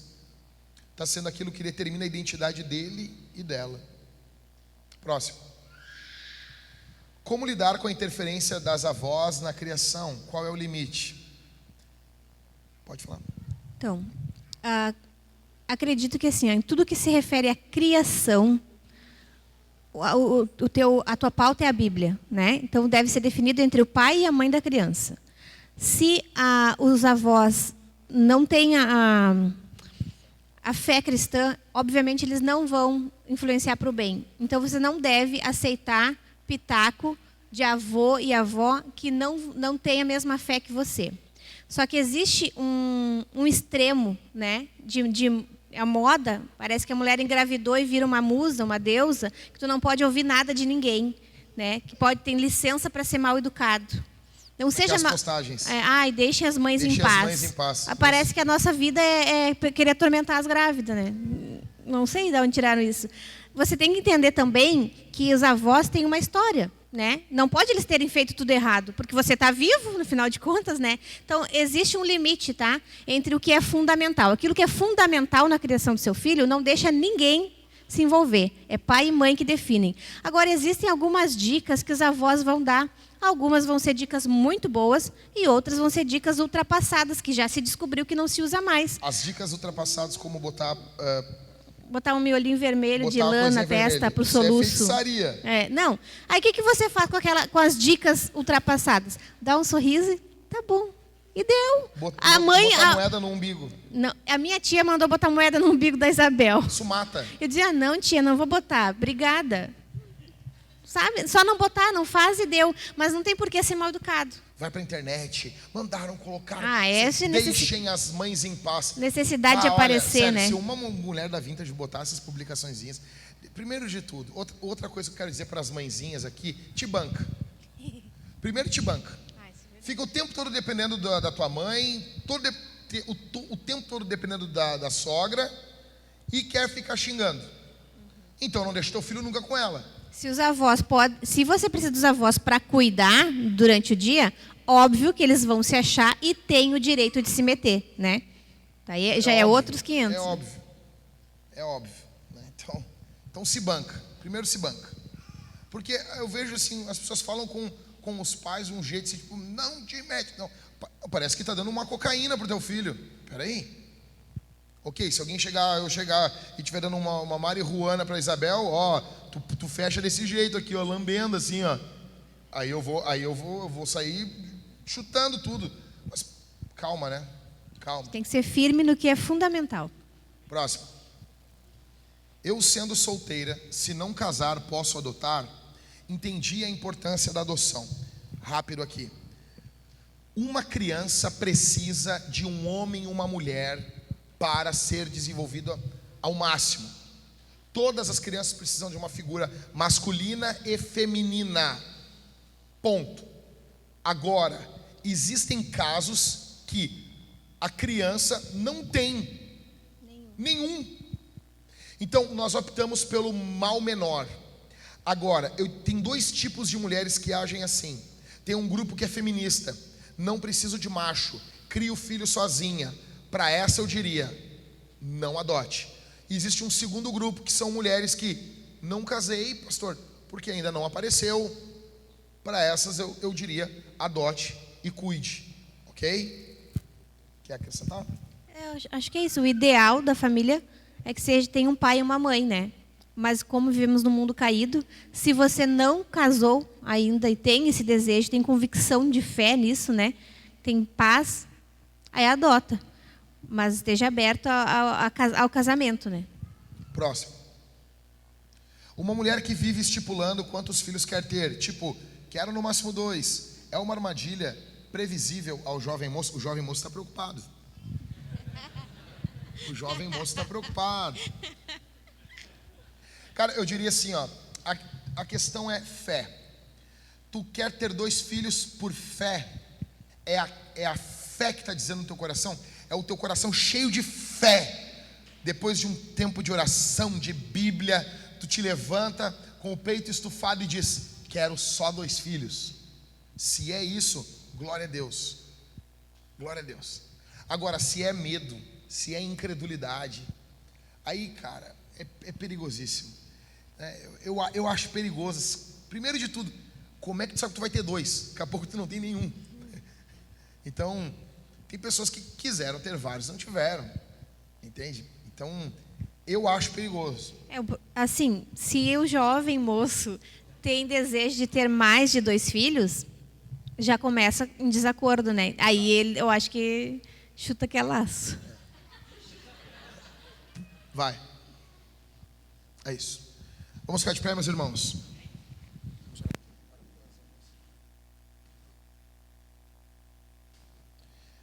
Eu gostaria muito nesse momento que você abraçasse aí, ou a sua esposa, abraça sua esposa, abraça a sua mãe, se ela está com você aí. Nós vamos orar nesse momento pelas mães e vamos orar pelas futuras mamães, ok? Nós vamos orar nesse momento. Vamos orar. Vamos orar. Só depois eu vou orar de novo por vocês, pelos irmãos que vão ofertar, dizimar. Mas nesse momento vamos orar apenas pelas mães. Você pode impor as mãos sobre a cabeça da tua esposa. Você pode fazer isso. Pode impor as mãos sobre a cabeça da tua mãe. Orar. Dizer você é importante. Vamos orar nesse momento? A Thalita vai nos conduzir em oração. Pode orar, meu amor. Pai, obrigada pelo teu amor, pela tua graça, por podermos estar aqui. A tua bondade nos trouxe até este lugar. E veio interceder, Senhor, por cada mãe que se encontra aqui neste lugar. Primeiro, Senhor, obrigada pelo privilégio de ser mãe, porque tu nos deste essa grande missão de criar filhos, de criar seres eternos para ti. Eu te peço a tua graça, sabedoria, força, que tu possa, Senhor, dar discernimento para as mulheres que estão aqui, Senhor, para que possam criar os seus filhos nos teus caminhos. Que nós possamos entender que a maternidade ela não tem um fim em si mesmo, mas é para a tua glória, para ensinarmos, Senhor, os pequenos a te amarem desde a menor idade. Encontra os nossos filhos, Senhor, na menor idade que eles tiverem. Nos dá graça, Senhor, para criarmos pastores, missionários, mulheres de Deus, mulheres fortes e piedosas. Eu também venho levar até ti, Senhor, as minhas irmãs, que têm o sonho de ser mãe. E eu venho te pedir, abençoa elas, meu Deus. Faz um milagre, Senhor, para a glória do teu nome, Jesus. Que tu possa abençoar as tuas filhas e dar esse presente, não importando o problema, não importando a circunstância, a dificuldade que essa mulher tem, Senhor. Que tu possa tocar no ventre dela com as tuas mãos saradoras e operar, porque tu é bom, tu é um pai generoso. E esse é um dos melhores presentes que uma filha tua pode ganhar. Toma minhas irmãs nas tuas mãos Obrigada, Senhor, porque nós sabemos que Tu cuida de nós. Em nome de Jesus. Nós vamos responder esse sermão de 3 formas. A primeira forma, nós vamos ofertar, nós vamos dizimar. Eu gostaria que você visse isso aqui bem rápido. Pode largar, Levi. Bom dia, boa tarde, boa noite, meus irmãos da Vintage. Aqui quem fala é o Alexandre Lozado, pastor da Igreja Hangar, aqui de Lajeado. E eu quero agradecer, primeiramente, a generosidade de vocês. A generosidade de vocês tem feito coisas grandiosas em nosso meio. Nós estamos aqui nessa sala, nesse ambiente, com cadeiras para sentar, com luz para nos iluminar, graças à generosidade de vocês. Paulo ensina claramente isso lá em 2 Coríntios, que quando nós semeamos no Senhor, nós também colhemos no Senhor. E nós temos visto a colheita do dinheiro de vocês, da oferta de vocês na nossa vida. Nós temos percebido isso. Começamos aqui a nossa igreja com 6 pessoas, mais filhos, né? E hoje nós temos tido média de 15 pessoas nos cultos, 20 pessoas nos cultos. Domingo passado, uma família que nos visitou no domingo anterior, veio novamente e trouxe mais pessoas juntos. Isso é a obra de Deus aqui no meio, é Deus agindo, intervindo através do dinheiro de vocês. Nós agradecemos profundamente isso. Nós louvamos a Deus porque Deus tem colocado essa generosidade no coração de vocês. No coração de vocês. Hoje nós estamos aqui nessa sala, podendo pregar o Evangelho, podendo ver vidas transformadas pelo Jesus ressurreto, graças a vocês, meus irmãos. Graças ao que vocês têm feito. Paulo ensina em 1 Coríntios 3, Paulo regou, Paulo plantou, Apolo regou e Deus é que fez crescer. Meus irmãos, nós temos plantado aqui. O dinheiro de vocês tem irrigado essa terra e Deus tem dado crescimento. Graças a Deus, graças ao poderoso nome de Jesus, que está vivo e agindo no meio da sua igreja. Louvamos porque vocês têm dado a nós com generosidade em seu coração. Agradeço a vocês, meus irmãos da Vintage, e a obra de Deus tem avançado. Nós precisamos nos engajar mais ainda na obra de Deus, sendo orando, sendo enviando pessoas ou sendo ofertando com o nosso dinheiro para que a missão de Deus avance aqui na nossa cidade. Já aproveitando esse vídeo para convidar os meus irmãos, para o dia 23 de maio, nós fazermos a inauguração da Igreja Hangar, junto com o dia de Pentecostes, para celebrar o nome de Jesus, para celebrar que Jesus derrama o seu Espírito sobre a igreja, no dia do aniversário da Vintage, domingo, às 6 horas da tarde, para que nós louvemos o nome de Jesus e celebremos o iniciar de uma nova igreja aqui na nossa cidade. Tá bom? Agradeço a vida de vocês e agradeço a Deus porque nos apresentou a vocês, certo? Em nome de Jesus, um abraço e até mais.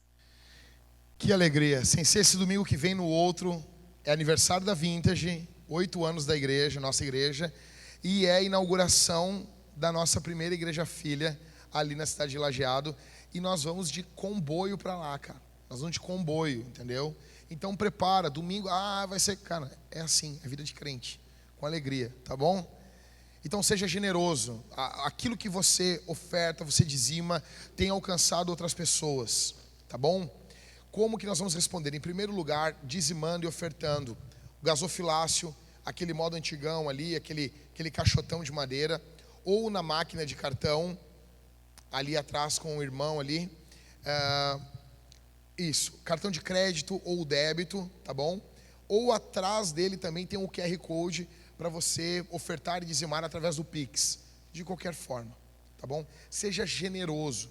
Nós temos hoje em caixa em torno de uns 5 mil reais e temos para pagar essa semana 25 mil. Faltam em torno de 20 mil reais. Só que nós estamos no início do mês e, como diz o reverendo Hernandes Dias Lopes, todo o recurso que a obra de Deus precisa, Deus colocou no bolso dos crentes. Seja generoso. Aquilo que o Senhor Deus colocou no teu coração. Porque infelizmente, como nós falamos aqui, as pessoas são extremistas. Hoje em dia, ou é teologia da prosperidade, ou é teologia da miséria. Nós não estamos com nenhum desses dois lados. Nós estamos do lado da teologia da generosidade. Seja generoso. Em segundo lugar, nós vamos cantar a Jesus. Quando você foi salvo, você foi transformado em um cantor de banda de rock. E você vai louvar a Jesus. Você vai cantar ao Senhor. Amém? Amém? Em terceiro, nós vamos cear. Terão irmãos aqui, ó, com o pão, com o vinho. Você vai pegar o pão, vai mergulhar no vinho, cálice bronze, ou no suco, cálice dourado. Você já vai para casa. Faça isso com alegria. Você vai para casa, vai comer com os seus pais, aí com a sua mãe, ou você vai se juntar com alguma família para a glória do nome do Senhor. Vamos responder a Jesus? Feche os olhos, meus irmãos. Feche os olhos.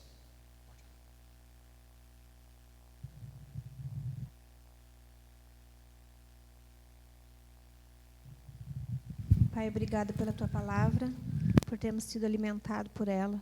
Venho te pedir, Senhor, a tua graça, a tua misericórdia, que o Senhor possa colocar em nossos corações generosidade para ofertar a ti, Senhor. Que o Senhor possa abençoar a cada um que irá doar um pouco das suas finanças para o sustento da tua obra. Que o Senhor possa colocar em nossos corações um desejo maior, Senhor, de não sermos como a mulher de Ló.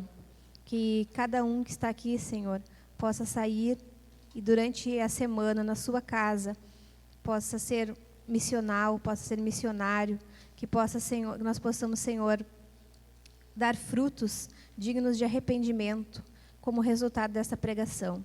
Toque em nossos corações, que nós possamos estar dispostos a doar o nosso talento, nosso tempo e as nossas finanças. E segundo a tua bondade, eu creio que o Senhor nos abençoará. Em nome de Jesus. Amém.